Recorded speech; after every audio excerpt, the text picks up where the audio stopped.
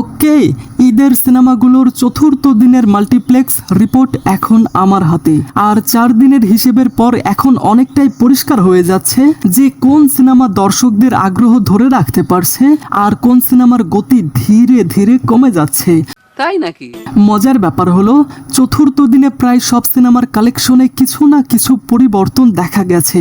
Like কেউ hold করেছে, কেউ গ্রোথ দেখিয়েছে, আবার কেউ বেশ বড় একটা ধাক্কাও খেয়েছে। চলুন এক এক করে দেখা যাক কার কি অবস্থা। তবে তার আগে ইন্ট্রো। তো কেমন আছেন আপনি আর আপনার উনি? হাই, আমি জনি। চলুন শুরু করি। ওয়েল, সবার আগে অফিসার, মানে লাস্টে চতুর্থ দিনে স্টার সিনেপ্লেক্সে এটার টোটাল শো চলে একটি, যেখানকার অডিয়েন্স সংখ্যা 28 জন। এই দিন স্টার সিনেপ্লেক্সে অফিসার টোটাল কালেকশন করে 14,000 টাকা এবং 4 দিন শেষে অফিসারের টোটাল মাল্টিপ্লেক্স গ্রস কালেকশন 64,800 টাকা। সত্যি বলতে এই সিনেমাটির অবস্থা এখন এমন যে শো এর দর্শকদের সবাই একসঙ্গে বসে একটা পারিবারিক আড্ডাও দিতে পারবে। এরপর আসি পিনিকে। আদর আজাদ এবং শবনম বুবলি অভিনীত এই সিনেমাটি তার চতুর্থ দিনে টোটাল কালেকশন করেছে 56,500 টাকা। এই দিন স্টার সিনেপ্লেক্সে এটার 3টা শো চললেও কোনো শো হাউসফুল যায়নি। 4 দিন শেষে পিনিকের টোটাল মাল্টিপ্লেক্স গ্রস কালেকশন 2,26,000 টাকা। প্রথম দিনের তুলনায় অবস্থার উন্নতি হয়েছে ঠিকই, কিন্তু এখনো এমন কোনো ট্রেন্ড দেখা যাচ্ছে না যেটা বড় কোনো কামব্যাকের ইঙ্গিত দেয়। তাও সত্য। এবার আসি মাসুদ রানাই। প্রথম দিনের গ্রোথের পর চতুর্থ দিনে সিনেমাটির কালেকশনে কিছুটা ড্রপ এসেছে। এই দিন স্টার সিনেপ্লেক্স এবং লায়ন সিনেমাস মিলিয়ে মাসুদ রানার টোটাল 6টা শো চললেও কোনো শো হাউসফুল যায়নি।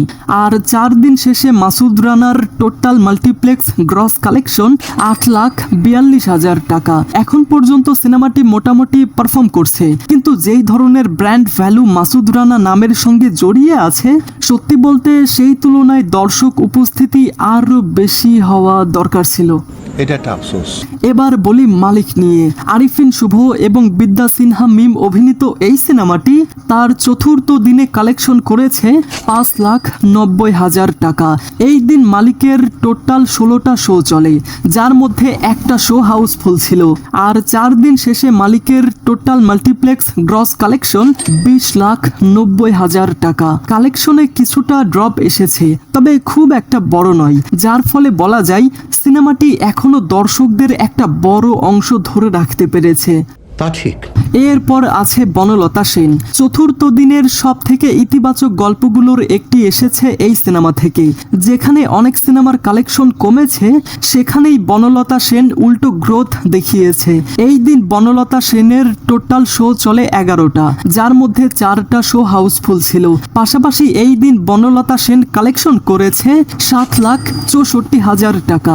আর 4 দিন শেষে এই সিনেমার টোটাল মাল্টিপ্লেক্স গ্রস কালেকশন 24,29,000 টাকা। মুক্তির আগে এই সিনেমা নিয়ে কিন্তু তেমন একটা আলোচনা ছিল না, তবুও এটা ধামাকাদার কালেকশন করছে। এই সিনেমার অবস্থা ক্লাসে থাকা সেই শান্ত ছেলেটার মতো, যাকে কেউই পাত্তা দেয় না, কিন্তু রেজাল্টের দিন দেখা যায় সেই সবার আগে। নেক্সট। এবার আসি রইদে। মেজবাউর রহমান সুমনের এই সিনেমাটি তার চতুর্থ দিনে কালেকশন করেছে 14,40,000 টাকা। যদিও কিছুটা ড্রপ এসেছে, তবে সব থেকে গুরুত্বপূর্ণ বিষয় হলো এই সিনেমার হোল্ড এখনো কিন্তু দারুণ।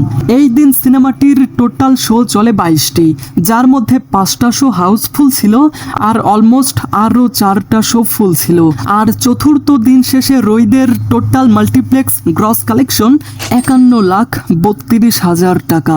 4 দিন পরেও ডাবল ডিজিট কালেকশন ধরে রাখা কিন্তু এতটাও সহজ কাজ নয়। তাই বলা যায় রইদ এখন শুধু ভালোই করছে না, বরং ঈদের অন্যতম সফল সিনেমা হওয়ার দিকেই এগোচ্ছে। অবশ্যই। আর ফাইনালি আসি mega star Shakib Khan star আর রক স্টারের কাছে। শাকিব খান অভিনীত এই সিনেমাটি তার চতুর্থ দিনে কালেকশন করেছে 36,62,000 টাকা। হ্যাঁ, সংখ্যাটা শুনতে বিশাল মনে মনে হলেও আগের 2 দিনের তুলনায় এটা অনেকটা ড্রপ। এই দিন রকস্টারের টোটাল শো চলে 79টি, এর মধ্যে 15টা শো হাউসফুল ছিল আর অলমোস্ট আরও 4টা শো ফুল ছিল। আর 4 দিন শেষে রকস্টারের টোটাল মাল্টিপ্লেক্স গ্রস কালেকশন 1,70,00,000 টাকা। টাকাগুলোকে ডলার বানাতে হবে। তবে একটা বিষয় ভুলে গেলে চলবে না, ড্রপ এসেছে ঠিকই, কিন্তু 4 দিন পরেও অন্য সব সিনেমার থেকে অনেক বড় ব্যবধানে এগিয়ে আছে রকস্টার। এই সিনেমার বিষয়টা এমন যে ক্লাসের ফার্স্ট বয় 100 এর বদলে এখন 85 পেয়েছে, নম্বর কমেছে কিন্তু এখনো সেই কিন্তু ফার্স্ট। No tension. তো গাইস, এখন প্রশ্ন আপনার কাছে, এবারের ঈদের সব থেকে ব্যবসা সফল সিনেমা কোনটা হবে? আপনাদের মতামত কমেন্টে জানাবেন। ঠিক আছে। Thanks for watching guys.